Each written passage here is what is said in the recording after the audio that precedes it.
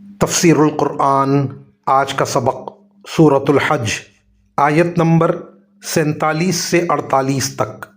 اعوذ باللہ من الشیطان الرجیم، بسم اللہ الرحمن الرحیم۔ وَيَسْتَعْجِلُونَكَ بِالْعَذَابِ وَلَن يُخْلِفَ اللَّهُ وَعْدَهُ وَإِنَّ يَوْمًا عِندَ رَبِّكَ كَأَلْفِ سَنَةٍ مِّمَّا تَعُدُّونَ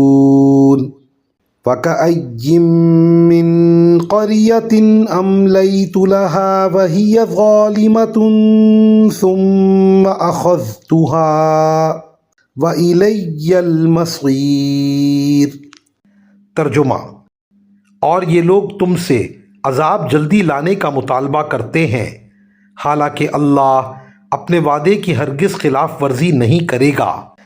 اور یقین جانو کہ تمہارے رب کے یہاں کا ایک دن تمہاری گنتی کے مطابق 1000 سال کی طرح کا ہوتا ہے۔ اور کتنی ہی بستیاں ایسی تھیں جنہیں میں نے مہلت دی تھی اور وہ ظلم کرتی رہیں، پھر میں نے انہیں پکڑ میں لے لیا، اور سب کو آخر کار میرے پاس ہی لوٹنا ہوگا۔ ان آیات کی تفسیر میں مفسرین کرام فرماتے ہیں،